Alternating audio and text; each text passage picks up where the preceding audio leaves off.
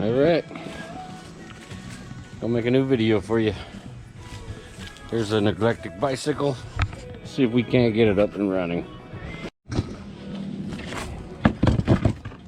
Been going through my stash. This one's way too tight. This one's way too loose. I don't know if, this looks like it's already been collapsed. You can see it's much wider on the bottom than it is at the top. So I think this might be the seat post for us, but I'm gonna clean this thing up first. Got a fairly smooth sanding sponge. It's the smoothest sandpaper I have at the moment.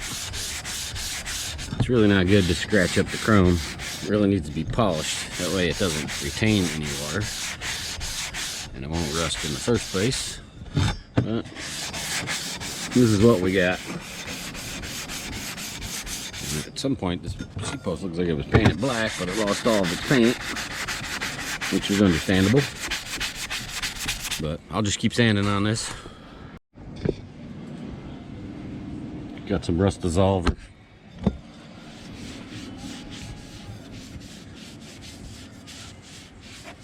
You really need to wear rubber gloves when you're using this stuff. It is an acid. And it takes a little while.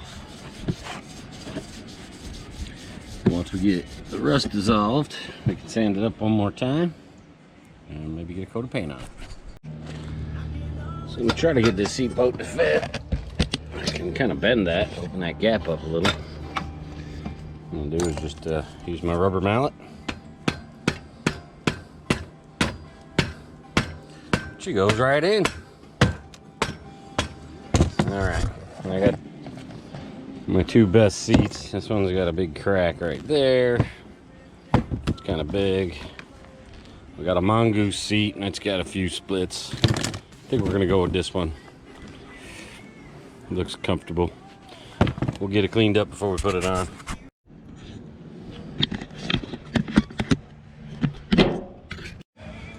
So here's the adjustment. Try to hold it and actuate it at the same time. See that?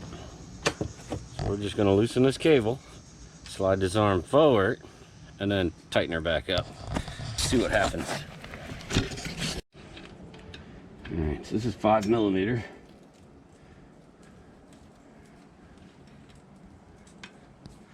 Make sure that's in there.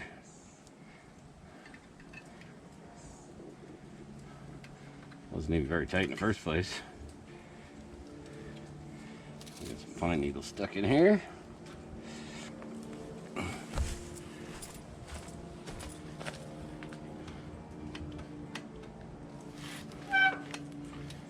Alright, the brakes are working, but are they dragging? Yes, they are. So I gotta loosen it up a little bit.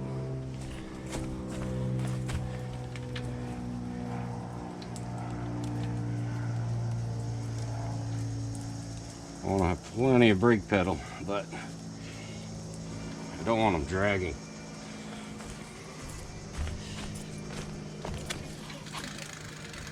Feels pretty good. That feels real good.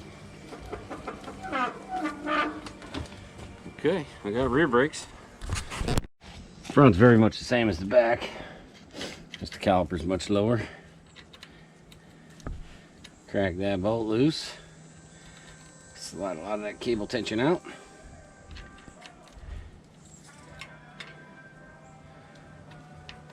I've never been a disc brake.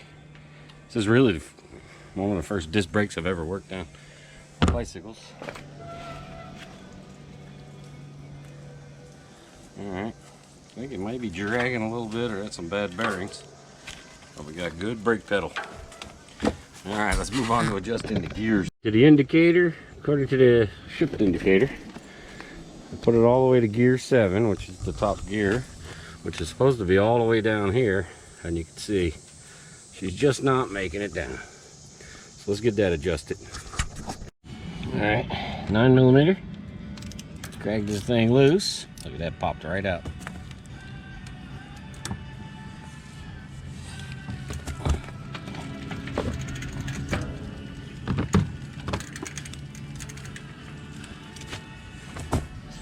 go a bit further. This is quite loose.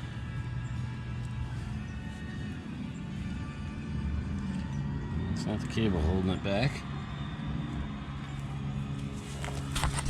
We got these screws. If I adjust this out, the arm comes out. If you can see that. And I screw it in, adjust back in. So that's 7th gear. And what you got to do is kind of eyeball it.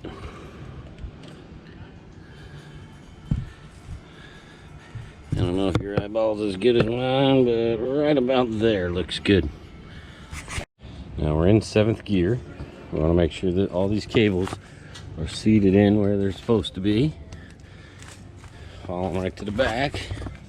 Everything's seated. So now we want to pull this kind of taut and tighten the nut. Alright, pretty happy with the cable. Get some torque on there. And let's give it a try. It still seems like it come out a little bit, and this back wheel's really bad. Look at that. Bad wheel. Alright, let's go through the gears.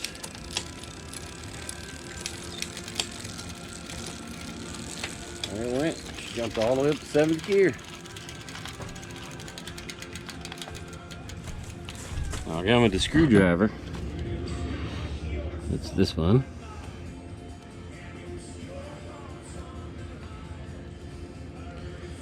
And this will prevent it from over shifting and having a derailleur go into the spokes.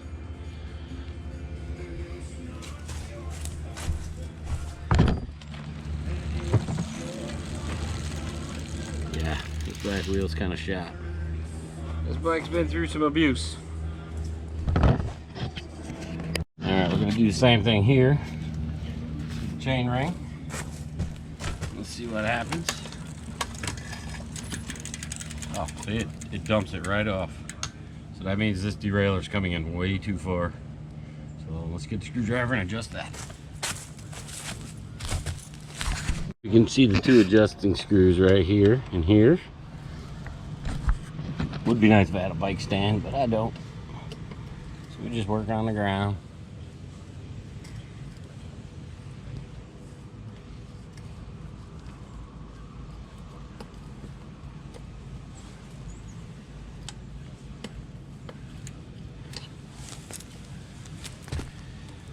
That looks pretty good.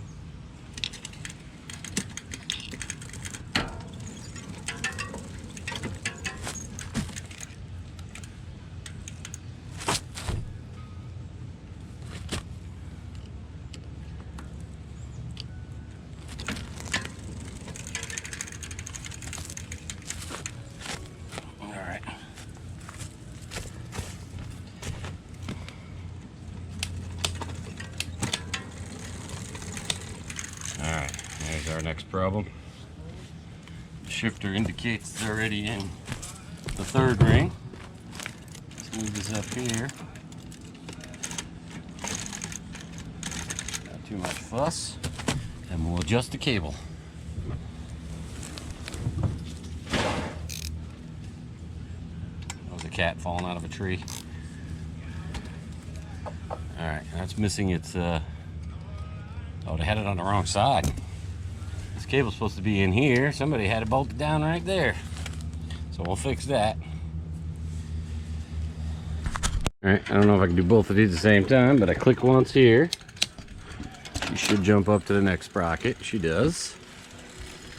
And I click one more time over here.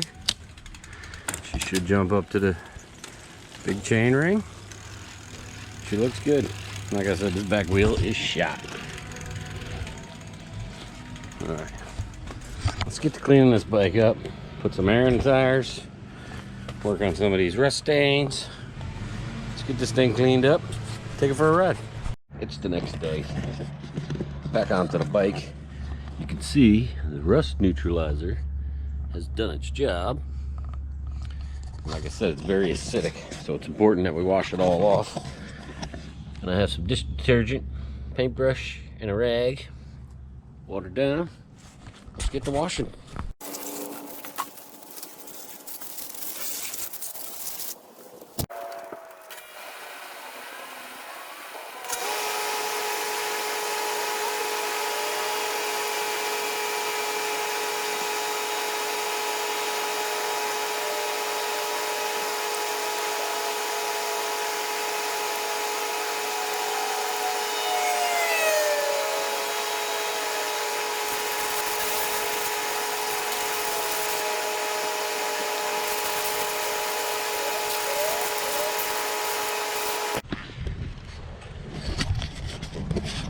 Cars run on gas and make you fat. Bicycles run on fat and save you gas. So thanks for watching. See you next time. Bye.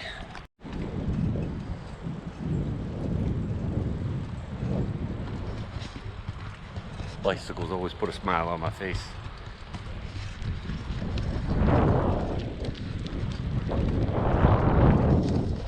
I read somewhere that a bicycle is 10 times more efficient than walking. And that makes sense, because every now and again, I don't have to do anything. Put very little effort into the pedals. And I move forward much faster than if you were walking. I believe we walk at around 3 miles an hour. And I don't know, you could do 7, 8, 9, 10 miles an hour on a bike. Faster downhill, faster with a tailwind.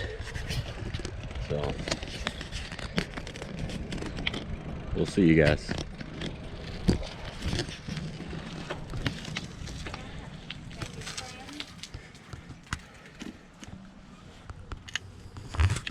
Just now when I put on the brakes, the front shock started working.